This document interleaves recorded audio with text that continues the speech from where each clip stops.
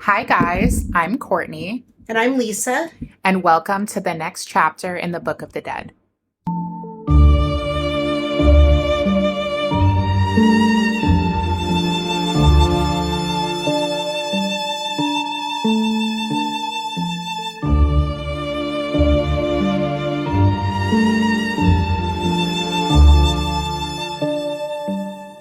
Hi, guys. Welcome to today's chapter.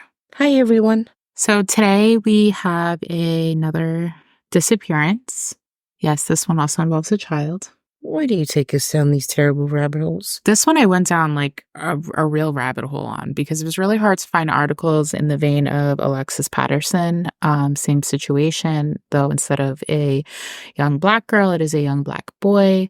So I really had a deep dive for this. Before we jump in, I did a poll on Instagram to see how you guys would feel if we took a couple of weeks off because I have quite a few cases that I really want to deep dive. And with the way my work schedule's been, and I was sick at the beginning of this week, and then I was sick all day today. I don't have as much time to put into those cases that require a lot of attention to do them correctly. So I put a poll up to see if you guys would be okay with us taking a 2-week break probably every 3 months or so I could dedicate time to those cases and we can get kind of ahead of the game with some of the shorter ones. And you guys were really cool about it. So this is actually going to be the start of our break. So you guys are going to get this chapter and then you won't get a chapter for 2 weeks. I just wanted to let you guys know that. But we are going to jump right in. So 1994 was the year that a pretty major case occurred here in the U.S., which was the case of Susan Smith. Now, she was the woman whose 2 children, 3 and 14 months old, were killed when her car was stolen by a Black man, except that wasn't true. Susan had drowned her babies and lied about it to try and get away with her crime. Now, today's chapter is not about that case, but I mention it because today's case is about another child, one who went missing in 1994 and whose mother was the subject of intense scrutiny regarding whether or not she was the one responsible because of Susan Smith. You know, people thought that she was just like Susan Smith or could be just like Susan Smith. So this is the disappearance of DeJuan Sims. DeJuan Sims was born on October 29th, 1990 to DeJuana Harris. And I will say she goes by a couple of different names. She had been married a couple of times, so she goes by a couple of different married names in the media, depending on what article you read. But for the purposes of me telling you guys this case, I'm going to refer to her as DeJuana Harris, her maiden name. According to Medium.com and the Charlie Project, DeJuan was a very energetic little boy, as most little boys are, and his favorite show was the Mighty Morphin Power Rangers. DeJuan lived with his mother and her boyfriend, Victor Jackson, in an apartment on Detroit's West Side. Now, allegedly, they had moved into the apartment pretty recently to when this case began, so the neighbors didn't really know the family, but it was said that they were pleasant and nice and quiet. DeJuan could usually be seen playing outside with his mother always close by. And a woman that lived across the street, Margie Botkins, told the Detroit Free Press, quote, "When I've seen her with her kid, the kid's always as happy as a lark. She's a good neighbor and mother from what I've seen." And she described DeJuan as, quote, "a happy little boy. Happy. You'd see him going along so happy that he just bounced, just like he was tickled to death with life." During the week while DeJuan worked at a telemarketing company, DeJuan went to Sunnybrook Day Nursery where, he could play with kids his own age, learn his ABCs, the whole nine. On December 10th, 1994, DeJuan is 4 years old, and he went with his mother and her cousin while they went to the hair salon. He hung out at the salon and had lunch and watched some cartoons. And when DeJuana was finished, she dropped DeJuan off at a family friend's home because DeJuana and Victor had plans to go out that night. The next morning, on December 11th, DeJuana picked up DeJuan. Now, this is where things get a little fuzzy.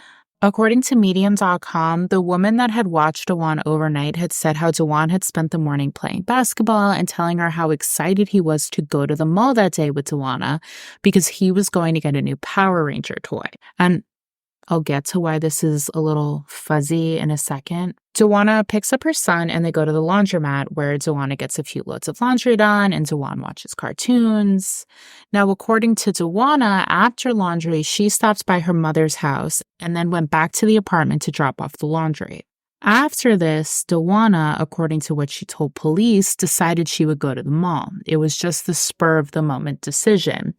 And she wasn't even going to bring Dewan. She was going to leave him home with Victor so she could do Christmas shopping. But Victor was taking a nap and she didn't want to bother him by waking him up to watch Dewan. So she brought her son with her.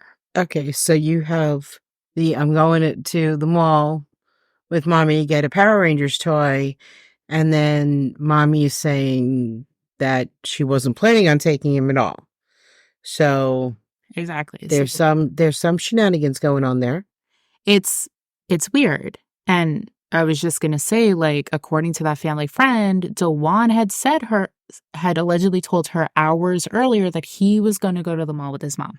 So I'm curious which one actually happened, because if what the friend said is true, then it would have been a planned thing to take Dewan to the mall, not a spur of the moment decision. And I can't see a 4-year-old like coming up with, like, just out of the blue, like, I'm going to go to the mall with mommy and I'm going to get a new Power Ranger toy. Like, you know what I mean? Like, that seems like a very specific thing. Not something, I don't think it's something that like a 4-year-old will make up. It's, mommy's going to go to the mall, we're going to get a toy. Well, that's normal because most kids, if they know that they're getting a toy, that's the only thing they can talk about. Exactly. And according to the friend, that's what he was doing all morning. Like, I'm going to get a toy with mommy. I'm going to get a Power Ranger toy. Like, that's what he was talking about. It's all he would talk about. But Dewana's going, no, I wasn't even going to go to the mall. I don't get it. I don't get it either. But I'm sure you have more information. So you're not getting there fast enough. Let's go.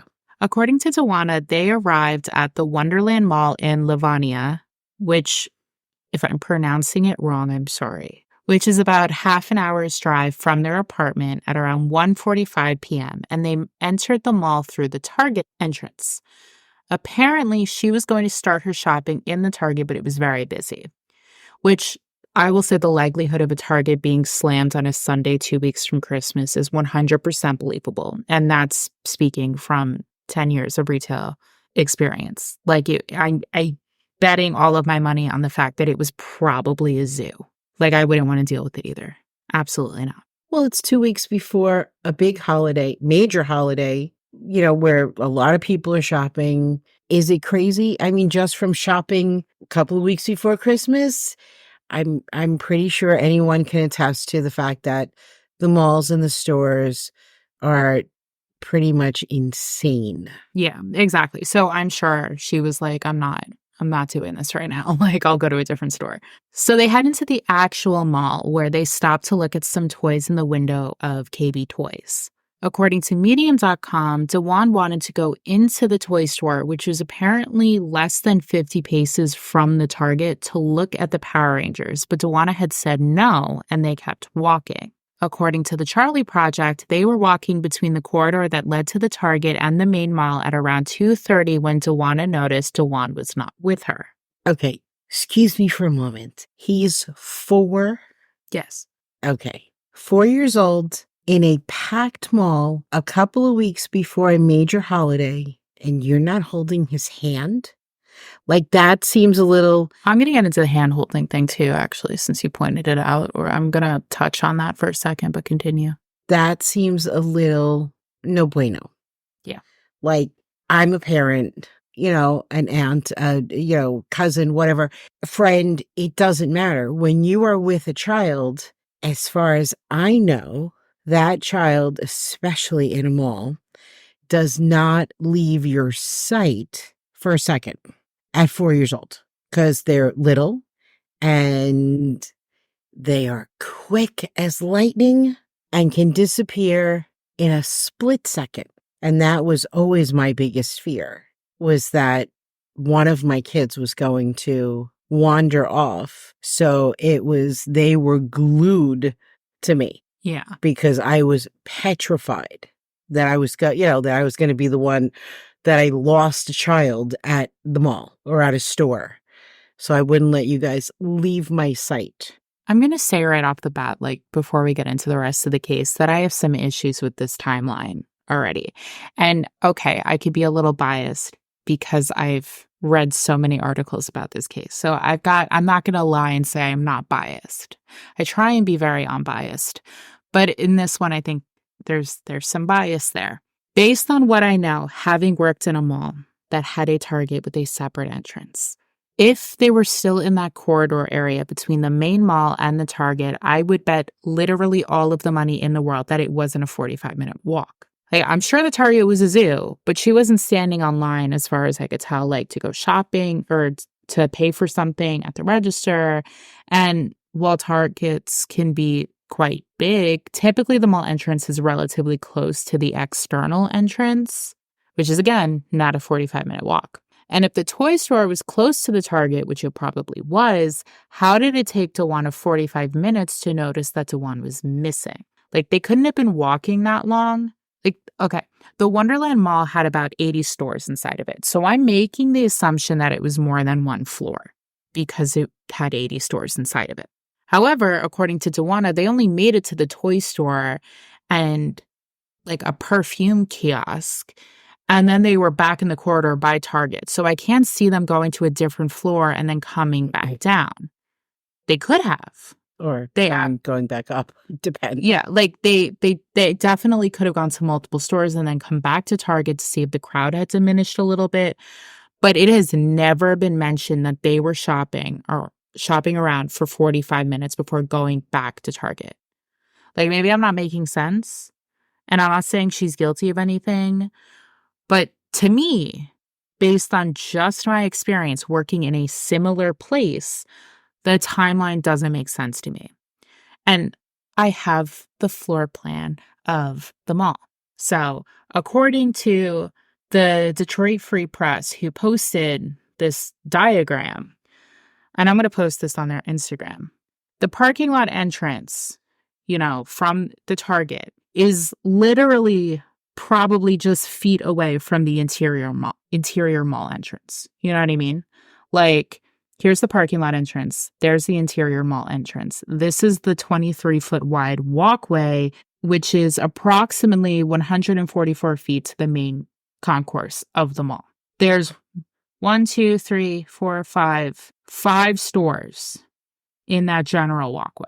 It's not a 45-minute walk anywhere. Even if she goes down, I can't see it being a 45-minute walk. It doesn't take you 45 minutes to go that far and then come back. You know what I mean? I wouldn't think so. But then again, that's just me. I do not know this mall, but I do know one of the malls that we go to, and I'm trying to think of which one it is. With the Target? No. There's a Target, but literally if you walk in the Target entrance into that store. Bergen Township. Maybe. Anyway, what I'm saying, or what I'm trying to say, is that when you walk into the Target from the parking lot, literally, I don't think it is 10 feet From the mall entrance? From the mall entrance, because you walk in and literally right on the right-hand side. Yeah, is the mall entrance. It's like you walk in the front door, guest services is on your right-hand side. And right next to it is the mall entrance. Right. So Now, this one looks different. It's not as close, but again, we're looking at a diagram, so it's not like the measurements are there. Right. It was one department away from the mall entrance. One. Yeah. Yeah, no, exactly. And according to this diagram, it looks like you would be walking through, based on, again, my experience with Target, typically the main entrance of a Target is right next to guest services. So based on this diagram, I'm thinking you walk in and either guest services is probably on your right-hand side because usually they have their cart corrals by the front door. So if you walk in, it looks like on the left-hand side, would be probably guest services and then the interior mall entrance based on this diagram. And guest services is never a huge place. No, it's usually just a counter. A counter with usually 2 registers. Yep. That's maybe 3. Depending on the size of the Target. But right. Yeah, 2 to 3. So It just seems very it's close.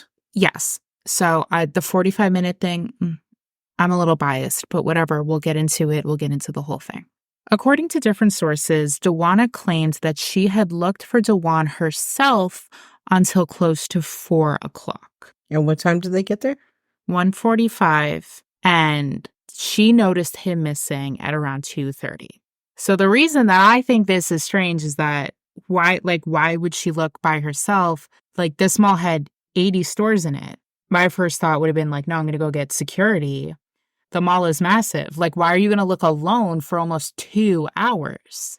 2 hours is too long to be looking by yourself. Well, I know my reaction if one of my children was missing would probably be to go into complete and utter panic mode, probably be screaming their name at the top of my lungs, which would then have probably everybody in the store that I was in looking at me like I had lost my mind, which they would not be, far from the truth, because I would be losing my mind if one of you had gone missing in a store at Christmas time, around holiday time, because it's not just Christmas, you also have Hanukkah, lots of people shopping, and you have a missing 4-year-old. Yeah, I'm pretty much like screaming like a complete and utter crazy lunatic who's lost her mind.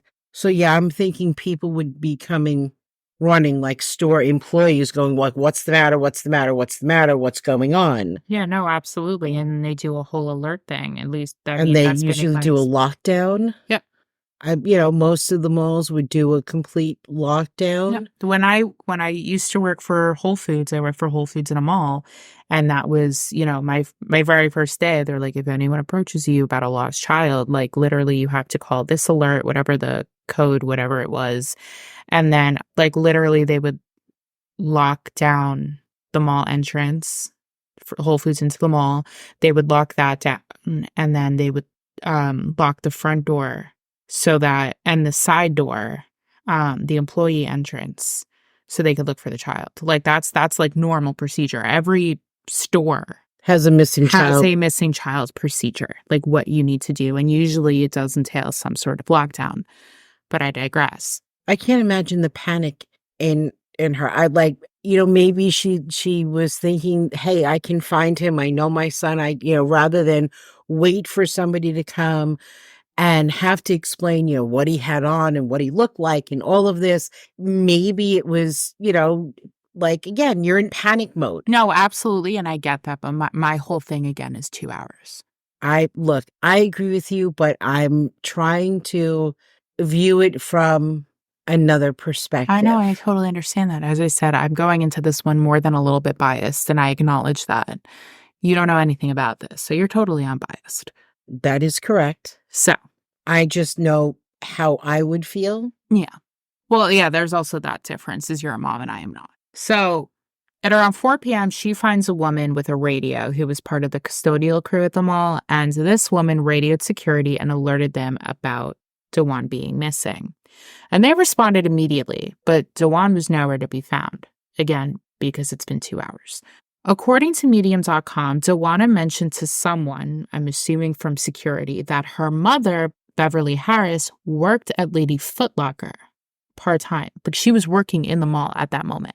So they checked with Beverly to see if Dewan was with her, but he wasn't, and Beverly was shocked that she was only just finding out that her grandson was missing and had been for the last 2 hours. So she left work to join the search for him as well. And that's another thing, like your mom works in the mall. Like when you used to work in a mall, if I was in the mall with my child and I knew you were working, because obviously Dewana knew Beverly was working because she mentioned it to security, and my child disappeared, I probably would not have called security first. My first stop would have been to where you were working and been like, Mom, like, is he with you? Like, what? I don't know. I don't know. Like, he's gone kind of thing. You know what I mean? I don't even think you would have stopped in the store. You would have taken your cell phone out and called me hysterically. Well, yeah, probably. So, but that's my whole thing. So, like, I agree with Beverly, like, why am I just finding out if it's been 2 hours? Like, what do you mean? So after the search of the mall was done by security without any sign of Dewan, the Livonia police were called. They arrived at the mall and were told by Dewana of the search that she had done of the mall for 2 hours before notifying security. And then the police conducted their own search.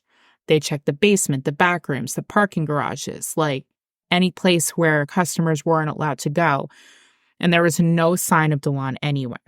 Now, the search went through the night, but still nothing came of it.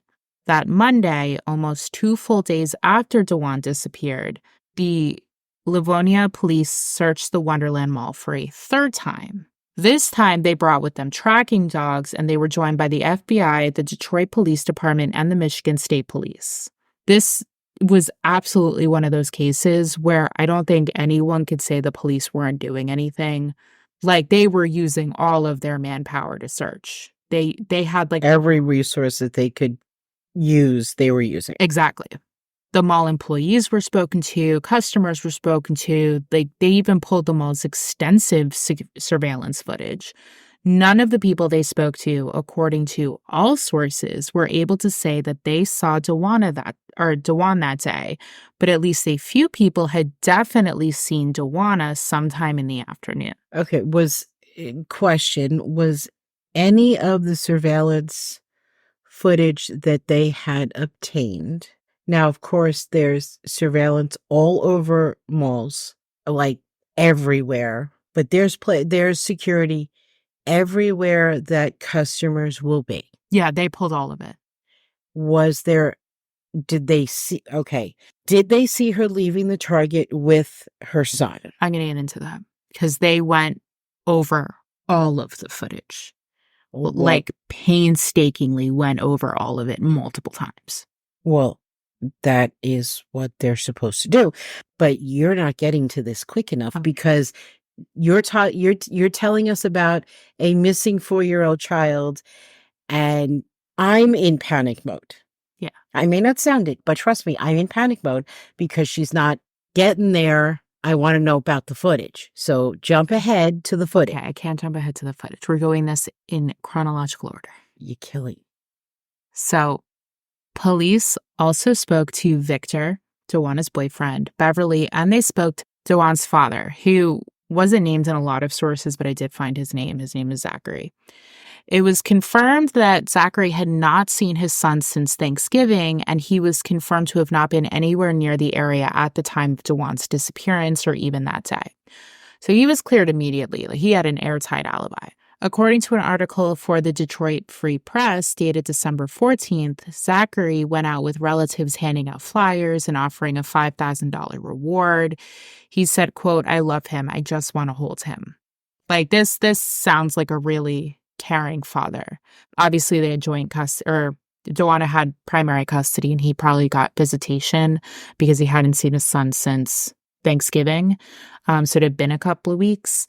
But, he went out with the flyers. He came up with the reward money right away, like, obviously very worried, very scared, Well, I'm sure he was flipping out. Rightfully so. Your child is missing. Mm-hmm. Like, it would be, I guess, the first call to the mom who's working in the mall, who then probably her first phone call after she gets off the phone with her daughter is to security going, well, what are you doing? Find this child, find my grandson. I feel like realistically it should have been Beverly Security Police Zachary. I would think so. That's what I think. Well, it would be, for me, it would be Beverly Security. Security would be the ones to call the police. That's true. Okay, so Beverly Security, Zachary, and security would call police. Yes.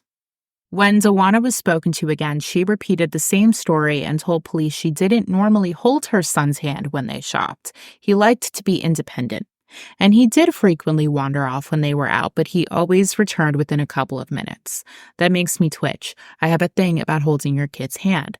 But whatever. It's not hard, just hold their hand. So Dewana told the Herald Palladium, quote, "I gave Dewan a little more freedom than he should have had, but I'm paying for that now." According to an article printed in 1994 for the Battle Creek Enquirer, after police detectives meticulously went over the surveillance from the mall, coupled with the statements from the mall employees, Lieutenant Peter Kunst said, quote, "We find no evidence that DeJuan Sims was at Wonderland Mall, nor has anyone come forward to place DeJuan at the mall. Evidence leads us to believe that DeJuan Sims was not at Wonderland Mall." So he was never there. In fact, according to the surveillance, DeJuana herself doesn't even appear on any camera footage until 4 p.m. when she walks up to that custodian, even though she claims she was there for a few hours at that point, looking for DeJuan.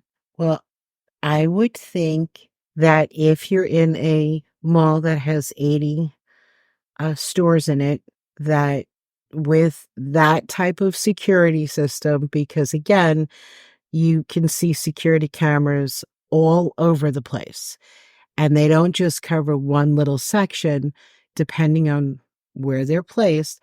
Usually it's a broad spectrum of, so they're kind of covering, maybe they have, I don't know, 40 cameras, but those 40 cameras are covering all of those stores and probably overlapping in coverage. Like, there's no way she was at that mall for 2 hours, as she said, and not seen at all on any security camera until 4 o'clock, unless she wasn't there. Well, from my own experience, if someone is missing, and it doesn't even have to be a little child at a mall, if someone's missing, their loved one is usually frantic, and that would be, at least in my eyes, would be someone sticking out on a video camera. Exactly. Running up and down the mall, scanning the, the whole area. Absolutely. Yelling, and there was none of that on any surveillance. So if there is just people walking through the mall in no particular hurry or whatever, no frantic looking, no looking under, benches, have like little seating areas, looking under benches or anything like that, that would be a huge red flag to me. Yep. Huge, big, it was flag on the play. Hello? It was a red flag. According to DeJuana, of course, she maintained her story that DeJuan was with her and had no idea why he wasn't seen on the cameras at all. Of course, after this very concerning discovery, police focused their attention on DeJuana. The days were passing, and by the end of the first week, police were searching everywhere. They searched the home of DeJuana as well as her car. They searched relatives' homes. They were looking all over the neighborhood with tracking dogs, helicopters, ATVs, like they went into wooded areas. According to a 1994 article for the Lansing State Journal, DeJuana said she would never hurt her son, but she understood why police were so focused on her. She also said this focus was due to the Susan Smith case, so she was insinuating that the police already had a bias against her. She said, quote, "I feel this investigation has been focused the wrong way. I feel that a lot of the turns they are taking is because of the Susan Smith case. I do understand what the Livonia police have to do, and that's why I have been cooperating with them to the fullest extent." And I will say, it does really seem like she was cooperating. She was willingly giving them access to whatever they needed during the course of the investigation. Although after 18 hours of questioning on the Tuesday after DeJuan disappeared, she had stormed out of the interview very angrily, claiming she was tired of the questions. Which, 18 hours being grilled by police, I would... Oh, it's fully understandable. But on the flip side of that coin, if you're missing a 4-year-old child, I'd be like, ask me anything. You want to know? Just ask me anything. Just find my child. Yeah. I don't care what you do. You want to throw me in jail? Go ahead.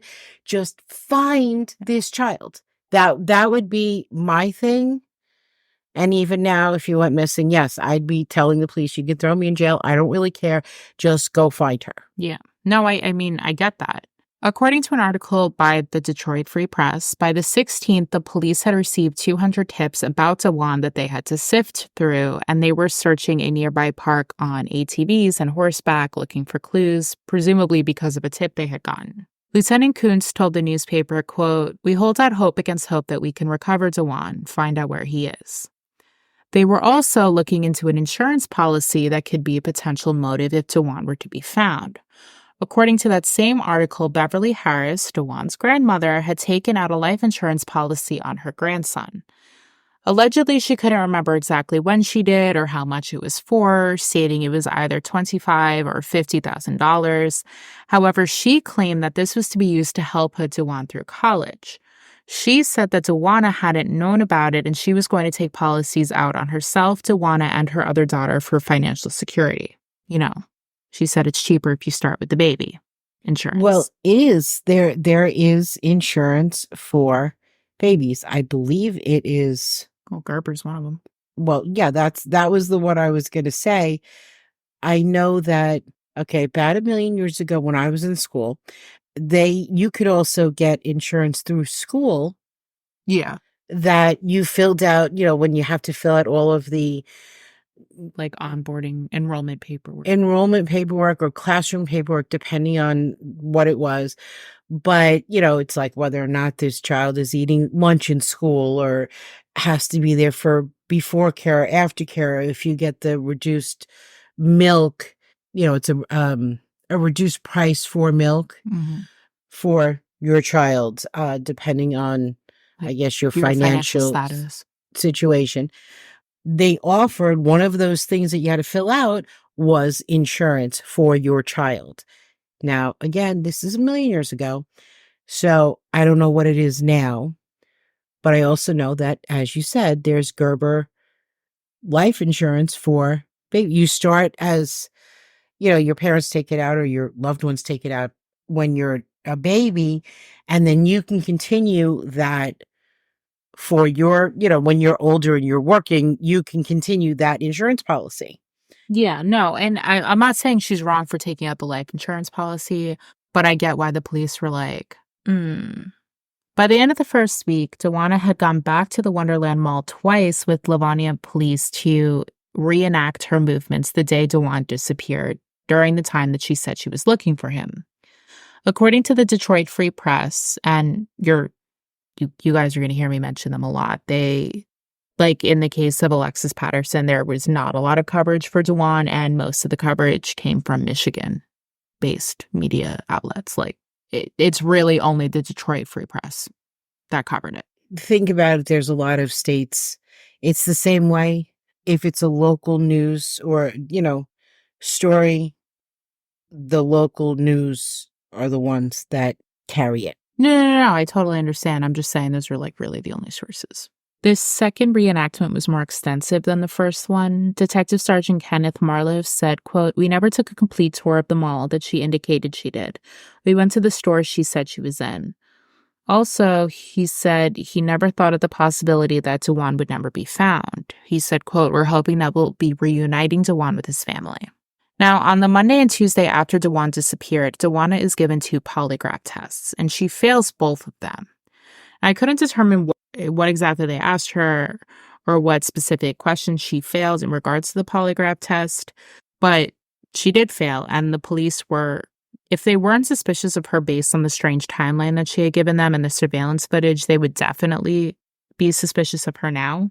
DeJuan's father, Zachary, was also given a polygraph test, but he passed with flying colors. Again, as I said, he had an airtight alibi, and the police weren't looking at him as a suspect, but I'm sure it was standard procedure just in case that they give him a polygraph as well. According to a blog post on the Vivid Faces of the Vanished, former police chief Robert Stevenson told the Detroit News, quote, "I can tell you that not one person who worked on the investigation believed her story." But neighbors were quick to defend DeJuana, and friends and family were outraged that police seemed to be focusing on her. Bernice Franklin, whose grandchildren played with DeJuan, said, quote, "I don't think she had anything to do with it because she didn't seem like that type of person. She took very good care of her son. I was very proud of her. She was a young girl, but she was a mother, and she wasn't one of those girls who partied and ran around without her child," because at this time, DeJuana was 25. And a neighbor of Beverly Harris, who used to babysit DeJuana and her sister, Cynthia Williams, said that she believes someone could have kidnapped DeJuan and her own grandchildren have slipped away from her in a crowded mall before. In reference to the failed lie detector test, Cynthia said, quote, "People pass lie detector tests that have done wrong.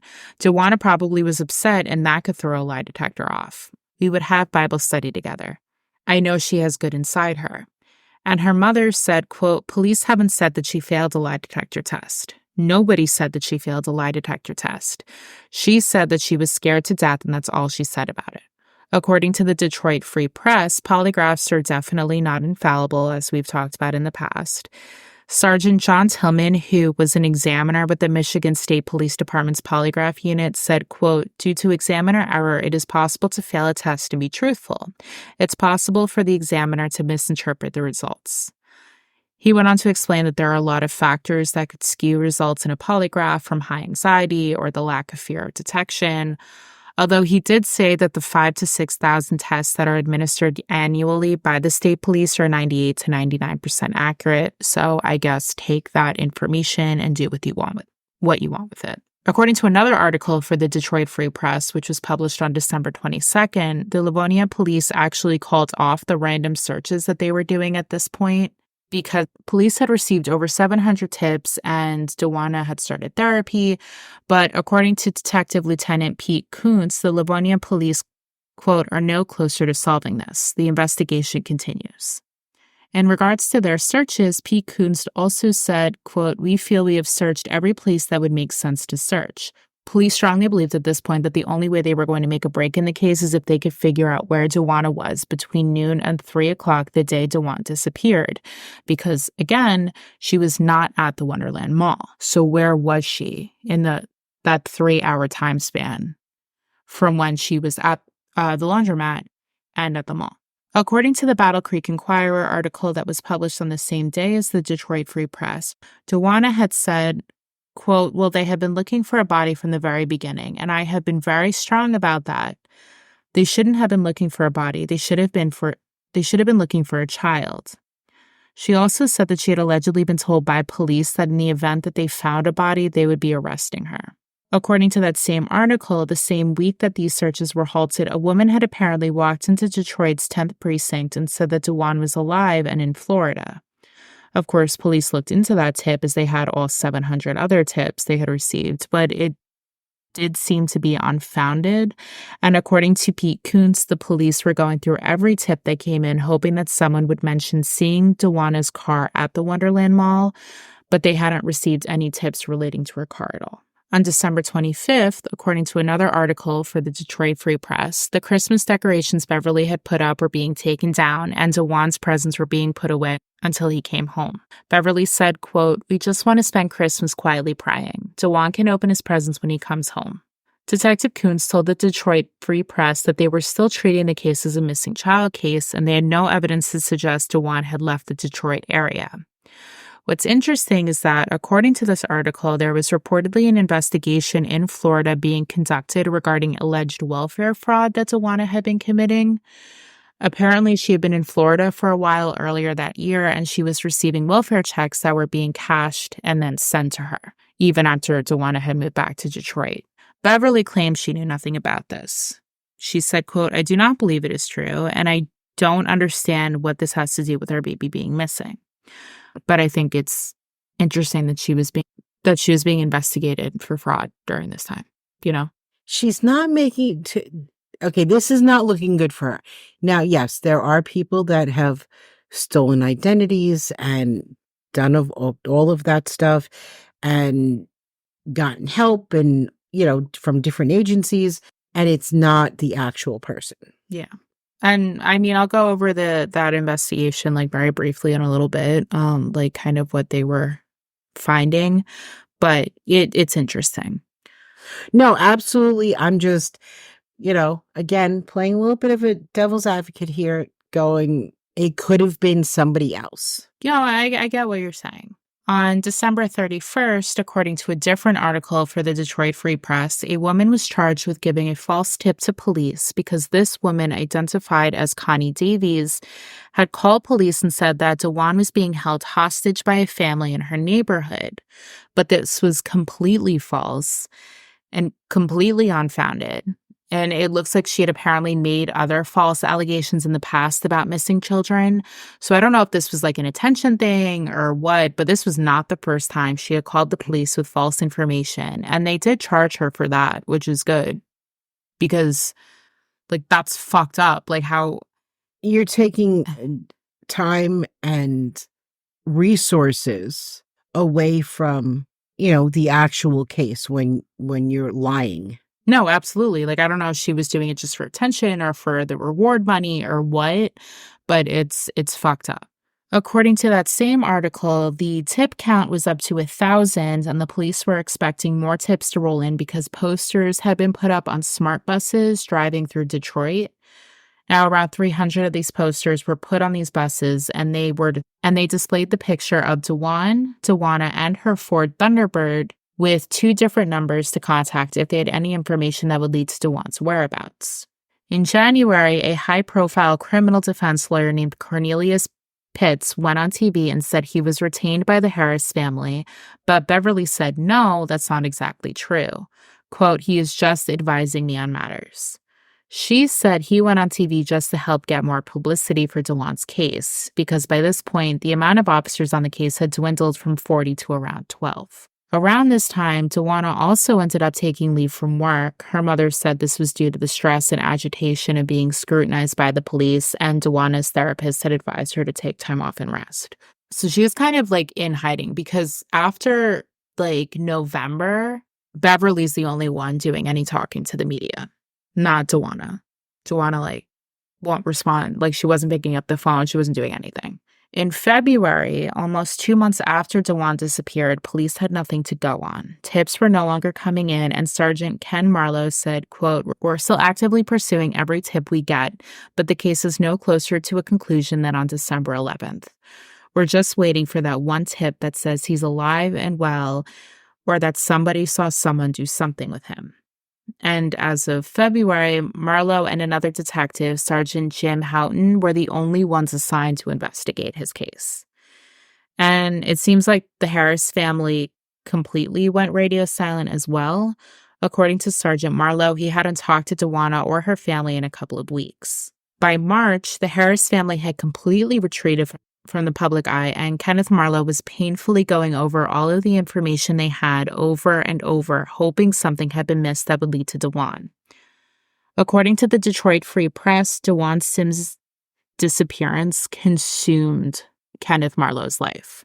He said, quote, I dream about it. I wake up in the morning and I know I've been dreaming about Dawan. He's always there. He's the last thing I think of before I fall asleep and the first thing I think of when I open my eyes.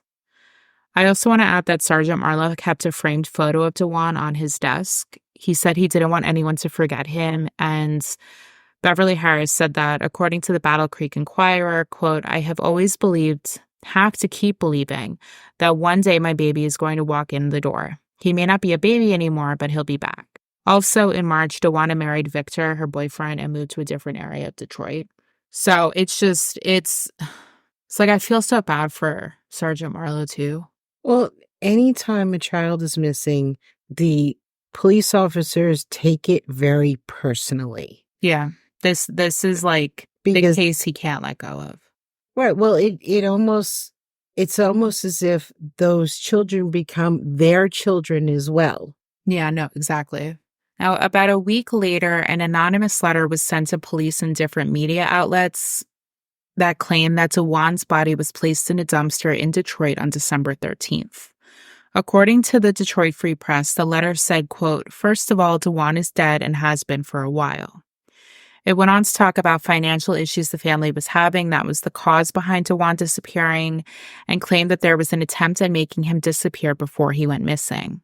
Quote, but everyone got scared. The people behind the whole thing are so scary. The letter also went on to claim that Dawana would be next to die. At this time, Dawana was in an unnamed hospital being observed for problems with her pregnancy because she was pregnant. Again, at this time, the letter was handwritten in, quote, in a sloppy left-sloping manner with few grammatical or spelling errors. Beverly Harris said she hoped that someone was playing a game. By December, a $25,000 reward was being offered for any information leading to the arrest, prosecution, and conviction of anyone connected with Dawan's disappearance. And at the same time, the Florida State Attorney General was saying that they had about 30 days left in their investigation, and it did appear that Dawana could potentially be facing charges because it looked like it was confirmed that She and the roommate she was living with in Florida had filed for state assistance, and that roommate was cashing the money in Florida and sending the money to Dawana in Detroit after she moved back home. So it looked like she was definitely behind that. But I don't know in terms of that investigation, like kind of what the results of that were.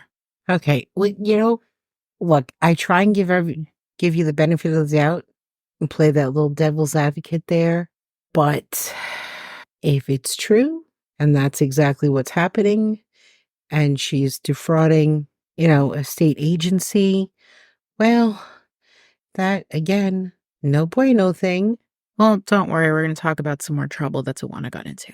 In 1996, police received a tip after America's Most Wanted featured Dawan's case, saying that Dawan was in Lansing, Michigan, attending Grand River Elementary School, but the tip turned out to be false. Sergeant Marlowe had gone to Lansing, looked at the child, because when they had received pictures of this child, there was enough of a resemblance that he went, this could be him. This Right. could be Dawan. So he went and looked, and just based on some specific identifying features, like Dawan has a gap in his front teeth, and this little boy did not have that. And a couple of other distinguishing factors. He said it was pretty definitive that this was not Dawan Sims. But I understand why that tip would have been made. No, absolutely. If someone saw that little boy like out and about, it definitely could have been like, oh my God, is that him? So I don't think that was anybody being malicious or like that other woman just making shit up. Like this seemed like someone genuinely thought this little boy was. And even Detective Marlowe was like, yeah, like he definitely looks like Dawan. He just, fortunately the little boy wasn't, because that could have been very traumatizing. No. But unfortunately, yeah, it wasn't, because Dawan is still missing. Right. In August of 1996, Dawana was arrested for threatening Victor with 2 knives during a domestic dispute. Apparently, this whole thing started because Victor had taken his daughter from a previous relationship shopping, and Dawana was very angry that he didn't take their daughter with them, who was 5 months old at the time. I don't know. That seems like a disproportionate reaction to the situation. I would think so. I mean, 5 months old. Who wants a 5-month-old at a mall when they're so fragile? Yeah. It can get sick and from germs that are. No, yeah, absolutely. I mean, plus, maybe Victor just wanted to spend some alone time with his daughter. I don't know. Like there's nothing wrong with that. Like, I don't know what his custody arrangement looked like, if he had partial or anything like that. But like, if he just got like her, say, every other weekend, like, why is it such a bad thing that he wants to spend time with just him and his daughter? I don't know why Dawana's freaking out about that. It's not that serious. No, and considering, he's living in a house with his other child, who he sees every day. Yeah, like I would want to spend, like if I was Victor and my child was coming for like, their regular visit or something, I would plan probably something special to do just me and her. Like I would obviously plan something to do as a family, with my wife and my other daughter, with, this daughter that I don't have a primary custody of, but I would probably plan something to do just me and her, whether it's shopping or going to the movies or whatever. So like, I don't understand why it's weird that she got so violent. She overreacted, at least in my world, she did. And she did go to jail for that. She posted $1,000 of her $10,000 bail, and then she ended up having to take domestic violence counseling or courses and then go to counseling. Well, again, still understand all of that makes sense. Yeah. You can't threaten somebody with a knife or 2 for nothing. You shouldn't be doing it in general, but especially over something that he didn't do wrong. They do end up getting divorced, and I don't blame Victor for that in the slightest. Eventually, the case goes completely cold. The Wonderland Mall was torn down in 2003, and police, never finding a crime scene, admitted that it was possible Dewan was still alive, but they didn't know where to look, according to Medium.com. Now, there's no information at all on the investigation until 2019, when a man comes forward claiming that he is Dewan Sims. Now, he submitted DNA, but due to the COVID-19 pandemic, it delayed the results for a really long time. The man, identified as Mike Cash, said he first learned of Dewan's case in 1999 when a television psychic talked about the case on their show. He said, quote, "I remember looking at my younger pictures and thinking that looks just like," according to the Detroit Free Press, Dewana, who was remarried and living in North Carolina, had spoken to the man and said she was not convinced he was her son. Allegedly, he couldn't answer any specific questions about Dewan or even knew his birthday. In 2020, before the results of the DNA test came back, Dewana passed away. I'm not sure what she passed from, but she passes away. She passed away on December 7th, I believe, of 2020, without ever knowing the results or getting any sort of resolution on her That's son's terrible. case. In June of 2021, the results came back and confirmed that Dewana was right. Mike Cash was not her son. According to the Vivid Faces of the Vanished blog I mentioned earlier, Livonia Police Captain Tom Goralski said, quote, "His DNA does not match. He's not Dewan. For his part, it's hopefully some closure for him. For us, it means our investigation is still ongoing and we're still trying to solve the case." And that's where Dewan's case ends for now. They're still looking for him. And how long has it been? 28 years. So he'd be 32? Mm-hmm. Yeah, he had just turned 4 in 1994. And he went missing 3 weeks before I was born. That is terrible. Why do you take us down these terrible, terrible rabbit holes? Yeah. Missing children. Don't touch the babies. At the time of his disappearance, Dewan was 4 years old. He was approximately 3 foot tall, 50 pounds, with black hair and very dark brown eyes. The Doe Network lists them as black, but I'm sure they were just very dark brown. Unfortunately, he had no identifying features, really. He did have a gap in his front teeth, but that's kind of it. And a gap in your front teeth you can fix with braces. So it is likely that he doesn't have that gap anymore if, he got braces. At the time he disappeared, he was wearing a blue winter jacket over a multicolored windbreaker, dark blue sweatpants, and a low-top Fila brand tennis shoe. He wasn't wearing any jewelry. He didn't have any sort of little backpack with him. Anyone with information can contact the Livonia Police Department at 313-421-1920.